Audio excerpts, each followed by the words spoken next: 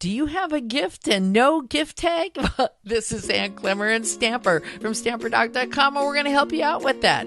This is just a little bit less than 2 inches wide, and it started out 5.5 inches long. We punched it up at the top, and now we're going to work with these flowers that we've also punched out of some Neutrals Gold Designer Series paper from Stampin' Up. It's from one of their paper stacks, and I've already punched it out, and it's nice, sturdy paper, and so it'll take a little bit of bending with the bone folder.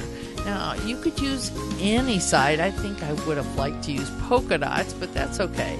And then you're going to take your paper snips and just cut in a little bit. Maybe, oh golly, it's less than 1/2 inch. I know that. But just want to do it pretty well even all the way around. Don't go all the way into the middle or you'll have a different tag. So we've done that to both of the flowers, and doesn't matter which way you bend the flowers, up or down. And hardest thing you're going to do today is figure out whether to put the flower at the top or the bottom. But we are going to use the Perfect Pen and Stamp Set, and here is the Make-A-Wish stamp, and I decided to put it down at the bottom. Now you want to give it a little bit of extra time for that early espresso to soak on in there, and then we're going to go and punch a hole into the flowers. And when you do that, just layer them up the way you want them when they're done. Get out your 1/8 of an inch hole punch it right in the middle, and line up the points on the 4 big petals, and you'll get it in the middle just about every time. Now, make sure you stay to the end because I got something extra at the end for you. But anyway, and then I'm going to put an antique brad in there to hold it together. You can bend these up or down. I just want to rough them up a little bit so that they will stand up from the paper.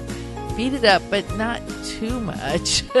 And then we're going to go and take that same 1/8 of an inch hole punch, and we're going to punch a hole halfway in between the greeting and the top of the tag. Now you notice I used a special punch up there at the top that put the hole in the top and that decorative edge. And if you need any supplies, just look down below because we'd love to help you get them. Now here's some ribbons that you can pick from. I'm not going to use that Tip Top Taupe. It's not a match.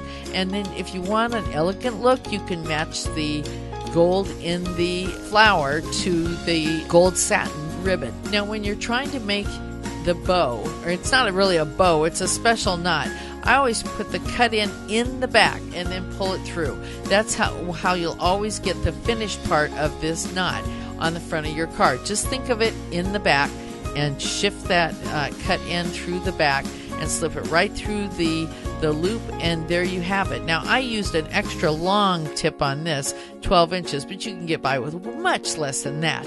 Hey, if you like Designer Series paper, we've got a heck of a sweet treat over at StamperDoc.com that'll give you a sample of all the brand new Designer Series papers and the paper stacks from Stampin' Up! From the 2015-2016 catalog that just came out. We've got a limited supply. Go out and check it out. This is Ann Klemmer and Stamper from StamperDoc.com, where we try to put a little ink paper and fun into your day.